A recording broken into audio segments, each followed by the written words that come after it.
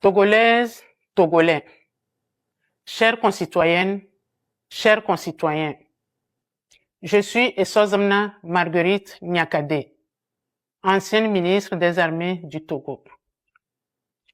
Je viens vers vous aujourd'hui avec respect pour la première fois en vidéo en tant que citoyenne togolaise. Je viens vous parler avec franchise et responsabilité, mais également avec un profond amour pour notre pays, le Togo. Je suis consciente que ma prise de position peut surprendre et déranger. Depuis la diffusion de mes tribunes, certains disent que je m'exprime par amertume ou par frustration. D'autres doutent de mes actions et pensent que je ne peux pas vouloir d'une sincère unité ou du changement. Je sais ce que cela peut représenter dans l'imaginaire collectif. À cela, je réponds, oui, j'ai des liens familiaux avec la famille Nyasingbe. Oui, mes enfants en sont issus. Cela est un fait. Mais il n'enlève rien à mon droit de m'exprimer en toute conscience sur la situation du Togo. Avant d'être lié à une famille ou à une communauté, je suis avant tout une citoyenne togolaise, lucide, qui n'accepte pas de garder le silence face à ce que subit mon pays, notre pays. Dites-moi, pourquoi devrais-je me taire au motif de mes origines ethniques, de mes liens familiaux ou parce que j'ai été ministre et sous prétexte d'avoir bénéficié du système? Non. Garder le silence face aux dérives que j'ai constatées quand j'étais dans le gouvernement serait trahir les valeurs qui me sont chères et qui constituent mes repères de vie. Ce serait renier ma conscience. Ce serait trahir le peuple togolais. C'est donc en toute légitimité que je revendique aujourd'hui mon droit de parole et que naturellement, je me joins aux voix qui appellent au changement.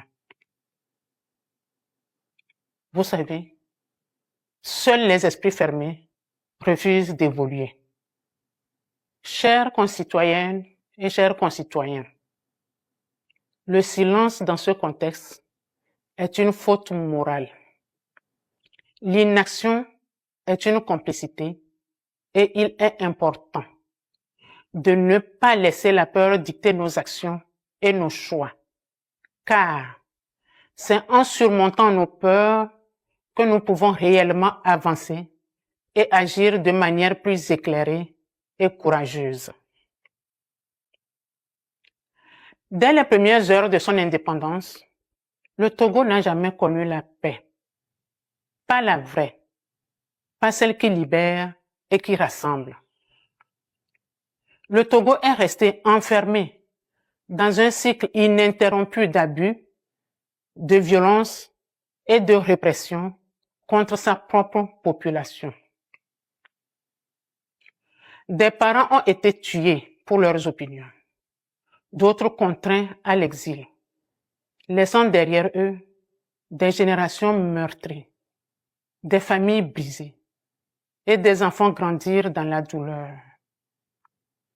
Des Togolais, qu'ils soient du nord, du sud, de l'est ou de l'ouest, ont été contraints de fuir leur propre pays, non pas pour une meilleure vie, mais pour survivre.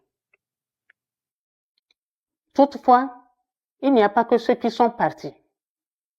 Il y a aussi ceux qui sont restés. Ceux qui vivent au Togo et qui ont appris à se taire par peur et par instinct de survie. Des citoyens emprisonnés, privés de leurs droits les plus élémentaires et de leur dignité. Nous pensons à tous les Togolais, d'ici et d'ailleurs, qui portent en eux des blessures profondes, des douleurs anciennes et des colères légitimes.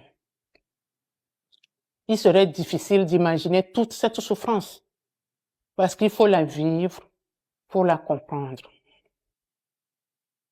Il est temps d'arrêter toutes ces souffrances, d'assumer les erreurs du passé et de faire du Togo un pays de repentance, un pays de justice, un pays de mémoire. Ce sera le prix de la guérison et le seul chemin vers un pays de pardon et vers une paix réelle.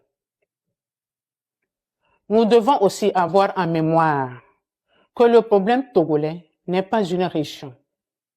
Le problème n'est pas non plus un nom de famille, ni une communauté.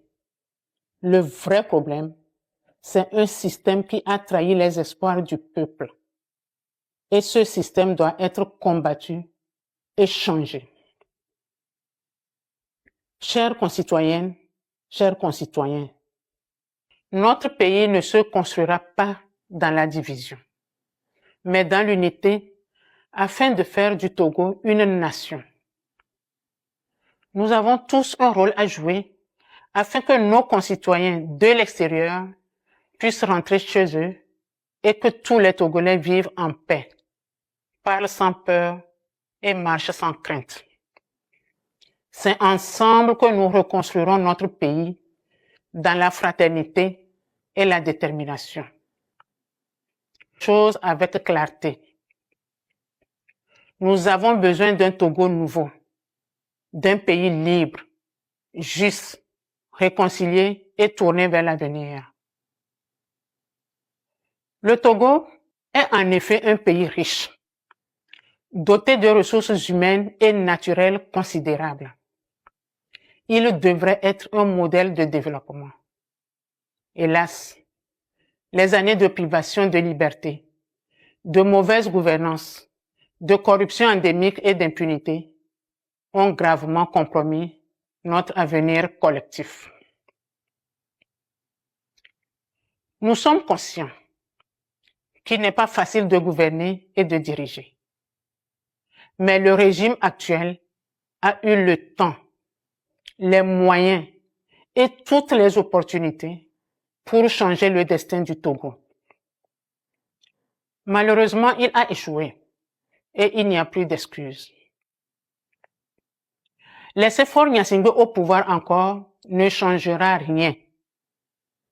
Il doit, d'une manière responsable, démissionner pour laisser la place à une transition apaisée, inclusive et nationale en vue de la reconstruction de notre pays.